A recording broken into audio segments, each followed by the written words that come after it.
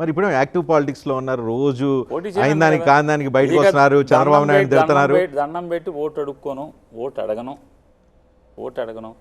100% జగన్మోహన్ రెడ్డి గారి మీద ప్రేమ, జగన్మోహన్ రెడ్డి అంటే ఇష్టం. అంటే రాజశేఖర రెడ్డి గారి కొడుకు, మళ్ళీ చెప్తాను, రాజశేఖర రెడ్డి గారి కొడుకుగా, రాజశేఖర రెడ్డి కొడుకు కాబట్టే ప్రేమ గౌరవం, లేకపోతే ఇండివిజువల్గా వైఎస్ జగన్ మీద మీకు అంత? నాకు ఇండివిజువల్గా అసలు ఆయన ఎవరో కూడా తెలియదు.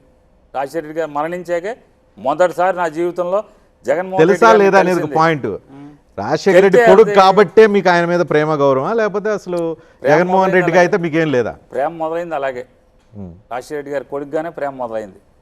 తర్వాత చూసి మాట్లాడి ప్రేమ పెరిగి ఉండొచ్చు అంతే. దాంట్లో మీరు voluntary contribution for YSR Congress party తప్ప మీకు అస్సలు వాలంటరీ కంట్రిబ్యూషన్. సో రేపు మళ్ళీ 2029కి ఏం ప్లాన్ లేవు? అసలు ఇప్పుడు ఎంపీగా పోటీ చేయమని మా 7 ఇన్ఛార్జీలు అడుగుతున్నారు, నా కొడుకు తప్పితే 6 ఎంపీగా పోటీ చేయమని. నేను చేయనని చెప్పాను. జగన్మోహన్ రెడ్డి గారు కూడా ఎలక్షన్ ముందు అడిగాను నన్ను, నేను కాదన్నాకే బయటకు ఇచ్చారు. క్యాండిడేట్ లేక మీకు పోటీ చేయమని ఉంటారు? లేదు కాదని ఎందుకు లేదు, పోటీ చేశారు కమ్మన్నా, ఏదో తీసుకొచ్చారు. క్యాండిడేట్ లేకేం కాదు, ఉన్నాయనకి ఏమనని పంపిస్తే లేదంటారు మీరు పల్లె, ఉన్నాయనకి ఎవరని పంపించాడు.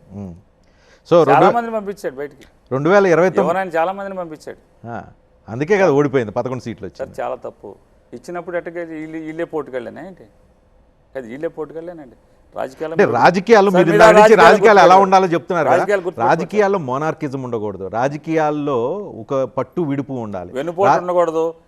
ఏమండి దాన్ని ఏమంటారు, మోసం చేయడం ఉండకూడదు, దగా చేయడం కూడా ఉండకూడదు. వాటితో పాటు ఇవి కూడా ఉండకూడదు, పట్టు విడుపు ఉండాలి, నాయకుల్ని నాయకుల్లాగా చూడాలి. అదే సందర్భంలో డోంట్ కేర్, మీరు ఉన్న ఒకటే పోయినా ఒకటే అనకూడదు, ఇవి కూడా ఉండాలి కదా. మీరు ఆల్రెడీ బయటికి వెళ్ళి నా శత్రువులతో మీరు తిరుగుతున్నారండి, కూర్చొని రహస్యంగా తలుపులేసుకు మాట్లాడి వస్తున్నారు బయటికి.